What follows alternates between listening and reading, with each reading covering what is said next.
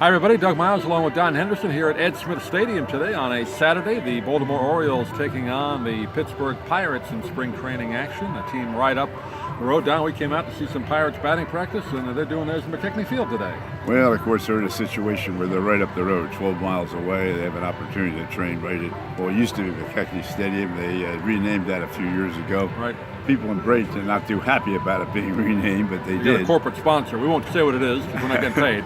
But, But in all honesty, they take some batting practice up there, and then they'll come down and play the game here. You and I chatted earlier. Split squad game. The other half is playing the Atlanta Braves. So it's going to be interesting to see what the batting order is going to be today for a split squad. Yeah, let's talk a little about the Pirates, the other team that trains in our area in Bradenton, right next to Sarasota, for those not familiar with the layout. But Clint Hurdle entering his 9th season as manager of the Pirates, a team that when he came in, Don, they were kind of on the upswing. They made the wild card a couple of years in a row, lost in the wild card game, but boy, the last 3 or 4 years, they've really been a disappointment for Pirate fans in rebuilding mode. Yeah, and of course, McCutcheon went this year out to San Francisco. They're trying to, steal a year where they can win a pennant maybe out in the West Coast. And the Pirates are trying to rebuild like the Rays are trying to do, and so many other teams now, keeping a very, very low budget. You mentioned him being with the Pirates for 9 years, and I think that's the exact number of years that Buck's been here with the Orioles, isn't it? 9 years, but I think they're both 9-year men. For Buck as well, yeah. Right. Yeah, of course, a lot of Met fans remember Clint Hurdle. He was the next coming of Mickey Mantle. Remember when he came up in the 80s? He was a big home run hitter, but injuries cut short his career, and then he went into managing and been pretty successful. Done a very good job. And took the Rockies to the World Series. Interesting when you look at him. I mean, he really almost looks like a weightlifter. Yeah, and, big guy. He's a big guy.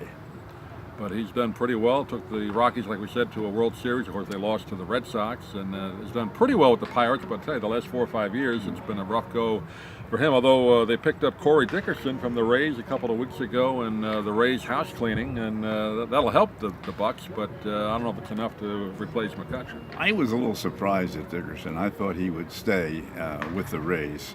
Now everybody said the second half of the year he was an all-star designated hitter last year. And I think he had 284, if I'm not mistaken, and had a very solid year for the Rays. But they just didn't want to pay. And so they eventually, he moved over to the Pittsburgh Pirates, and hope he has a good year there. And I thought that was a little bit of a surprise. I thought that was one player that the Rays would keep.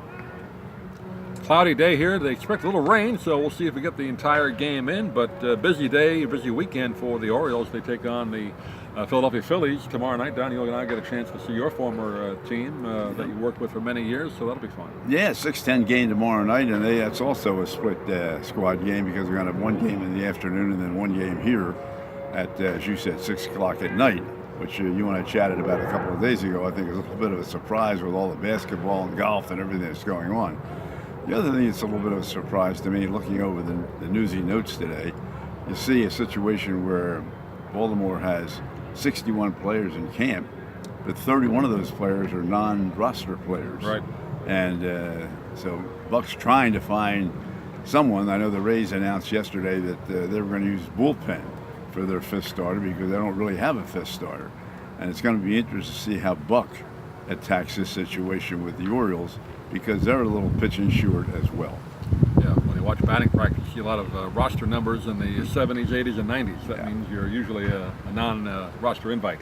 Well, we saw the game the other day, and they had 4 players that were non-roster in the starting lineup and 1 player that wasn't even on the roster. Not even there, right? So, that's part of spring training. They bring people in and out to take a look.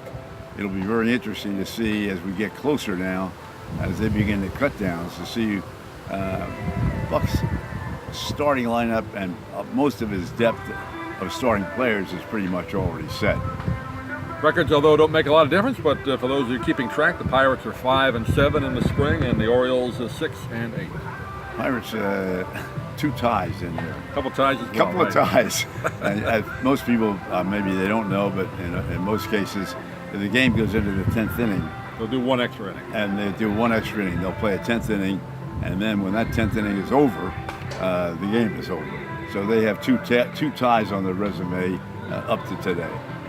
Well, we'll keep an eye on it. We'll be back here tomorrow night as well, so keep with us here on our YouTube channel for more updates on spring training. And Don, let's go watch some baseball. Looking forward to it.